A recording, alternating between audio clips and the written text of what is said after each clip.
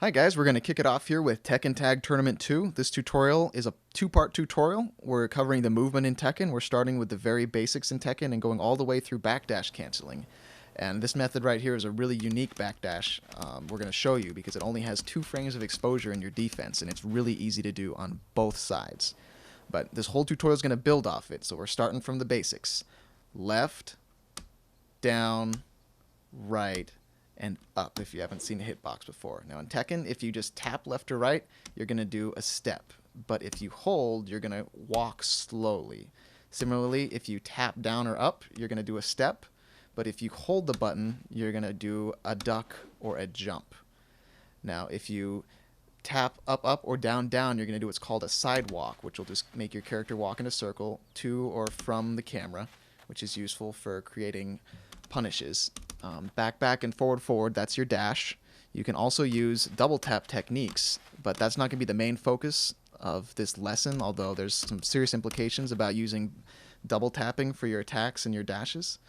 But where we're going to start here is that all the movement in Tekken can cancel into other movement. So your steps can cancel into other steps, can cancel into dashes, dashes cancel into steps, and that's going to be where all these advanced movement tactics stem from, by canceling things into each other. So here's a sidestep cancel. We're going to tap up, and then right when you get past the sweet spot in your step, you're going to tap forward to begin the initiation of a step forward, and then cancel it immediately into another up step.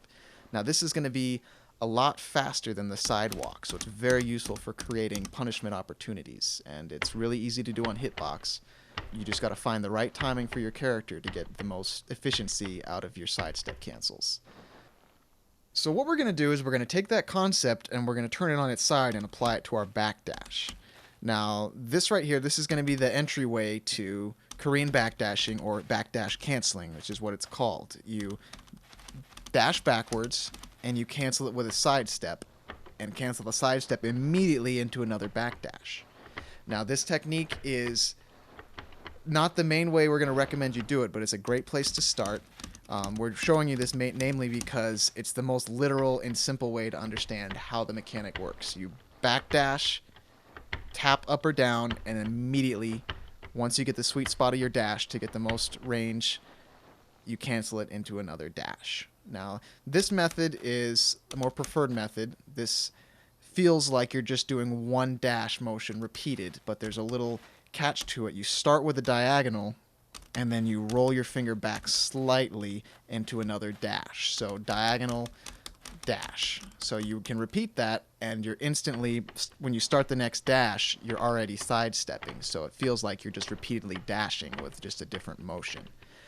What's really good about this method is that it works great on both sides. It's consistent. You don't need to switch techniques. You're just simply starting with a diagonal and rolling back into a dash, depending on what side of the screen you're on. And with that, we're going to hit the brakes for a minute. We're going to talk about something that neither of those techniques really address or bank on, and that's defense. Because when you backdash in Tekken, if you're not holding backwards, your defense is wide open and you're going to get stuffed. So you always want to hold back. And I'm going to show you a technique involving SOCDs that's going to keep your defense really tight while you backdash. So what SOCDs are simultaneous opposing cardinal directions. And that's, in layman's term, holding 2 opposite directions down at once. So down plus up and left plus right. If you hold down and up together, the up's always going to win. But it's a different case with left and right, and that's the one we're going to focus on. They entirely neutralize each other out, meaning it's the equivalent of letting go of all the buttons and being entirely neutral. So with your dashing, rather than pressing forward twice in a row like that with one finger, forward, neutral, forward, you're going to go forward, SOCD, neutral, forward. And since you're using 2 fingers rather than 1, the dash comes out a lot faster. So tap and hold forward, and then simply tap back, and that's going to give you a 3-frame dash really consistently, because when you use plink methods, it really comes down to just how fast you can go forward, neutral, and then let go. And this is actually really great because if you apply it to what we were talking about with defense and backdashing, if you tap and hold back and then go SOCD neutral and back again, you can do a 3-frame backdash and instantly go back to holding back because that's what you have to do for the whole motion, and your defense is up. So there's only one frame of being vulnerable for doing the SOCD neutral.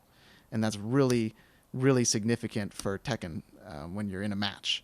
And for Korean backdashing, if you hold backwards, you tap down and then tap forward, this is going to give you an SOCD backdash. So hold back and then alternate tapping down and forward to give you repeated dash cancels. So now you have a simple dash cancel that's easy to perform, only this time your defense is significantly improved.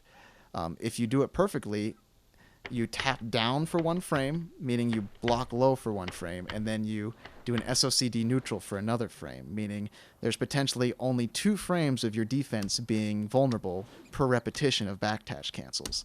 So with that in mind, once you learn this, you can really, really backdash cancel all day because your defense is going to be rock solid while you work on creating openings and whiffs so you can punish your opponent and fight, because the execution part's easy. You just alternate tapping down and forward, and you work on creating opportunities for yourself to hit your opponent. And that's it for this time on How to Hitbox. Join us next time for Mishima Wave Dashing.